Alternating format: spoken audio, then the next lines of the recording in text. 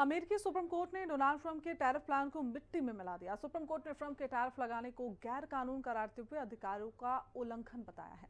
Report देखिए। Donald Trump को supreme झटका, तुगलकी टैरिफ प्लान गैर कानूनी करार, सुप्रीम कोर्ट का फरमान, अधिकारों का उल्लंघन। डोनाल्ड ट्रंप का बयान, ना समझ फैसला। अमेरिकी राष्ट्रपति डोनाल्ड ट्रंप के तुगलकी टैरिफ फरमान पर सुप्रीम कोर्ट का हंटा चल गया है। ट्रंप को टैरिफ लगाने को गैर कानूनी करार दे दिया गया है। कंजर्वेटिव बहुमत वाले अमेरिकी राष्ट्रपति डोनाल्ड ट्रंप ने व्यापार नीति में बड़ा बदलाव किया है। सुप्रीम कोर्ट ने शुक्रवार को 6 दिन के बहुमत से फैसला दिया है कि अंतर्राष्ट्रीय आपातकालीन आर्थिक शक्तियां अधिनियम के तहत दुनिया भर के तमाम देशों पर डोनाल्ड ट्रंप के लगाए टैरिफ अवैध हैं। ट्रंप को टैरिफ लगाने का कानूनी अधिकार नहीं है। ट्रंप ने दुनिया के देशों पर गैर कानूनी टैरिफ लगाया है। नेशनल इमरजेंसी के कानूनों का गलत इस्तेमाल किया है। टैरिफ लगा करके अधिकारों का उल्लंघन किया गया है। भले ही सुप्रीम कोर्ट ने टैरिफ के कानून को अवैध करार दिया है, लेकिन अमेरिका के कई सेक्टर्स पर इस सुप्रीम कोर्ट के फैसले का असर नहीं होगा।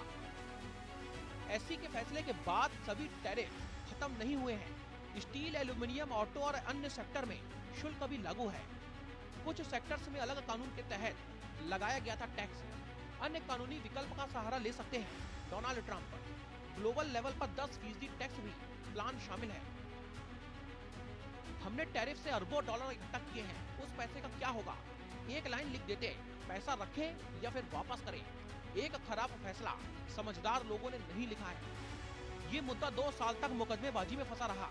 सुप्रीम कोर्ट के फैसले के बाद ट्रंप ने भारत के साथ रिश्तों को मजबूत बताया है, तो वहीं भारत के साथ व्यापारिक साझेदारी पड़ने वाले असर को भी नकार दिया है। भारत के साथ समझौता है और वे शुल्क का भुगतान करेंगे। सभी समझौते जारी हैं। And my relationship with Prime Minister Modi is, I would say, great. I also stopped the war between India and Pakistan, as you know. There were 10 planes were shot down. That war was going and probably going nuclear. वहीं भारत में भी अमेरिकी supreme court के फैसले पर मिलीजुली प्रतिक्रियाएं सामने आ रही हैं। कल जो हुआ उसके बाद अब सब उछल कूद कर रहे हैं कि साहब 10% टैरिफ है। 10% नहीं है, बात है कि 3% था। अगर 18 दिन हम और रुक जाते तो हमें ये नुकसान नहीं होता कि 500 बिलियन का सामान हमें अमेरिका से खरीदना है, कि हम तेल, अमेरिका कह रहा है कि वहां से मत खरीदो रशिया से, जो कि सस्ता तेल है, वो हम नहीं ले पा रहे हैं। कई सेक्टर्स हमने खोल दिए और अमेरिका का जो सामान हमारे यहाँ आएगा उस पर हम 0% टैरिफ लगाएंगे। ये नुकसान हुआ है। ये नुकसान इसलिए हुआ है क्योंकि नरेंद्र मोदी डरे हुए हैं। किस चीज से डरे हुए हैं? क्यों कॉम्प्रोमाइज हैं? क्या वो नरवणे की फाइल्स के बारे में राहुल गांधी जी ने पार्लियामेंट में बोलना शुरू किया नरवणे की किताब के बारे में? क्या एप्स्टीन फाइल्स की वजह से डरे हुए हैं? या फिर अदानी जी के केस के बारे में डरे हुए हैं? कुछ तो है, कुछ राज हैं ऐसे जिसकी वजह से 18 दिन भी इंतजार नहीं कर पाए। अगर ये 18 दिन रुक जाते तो इस देश के किसानों को, देश की टेक्सटाइल इंडस्ट्री को, देश की अर्थव्यवस्था को इतना भारी झटका नहीं लगता।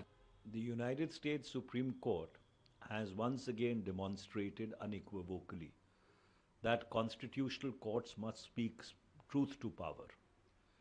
Howsoever high you may be, the law is above you. वैश्विक टैरिफ प्लान पर सुप्रीम हंटर ने ट्रंप को झटका दे दिया है, लेकिन अब इस झटके को गलत करार देने वाले ट्रंप का अगला कदम क्या होगा? भारत और एशिया के देशों पर इस टैरिफ का असर क्या होगा? क्या ट्रंप का नया प्लान अमेरिकी इकोनॉमी को झटका दे देगा? ये तो आने वाला वक्त ही बताएगा। न्यूज़ डेस्क, हिंदी खबर।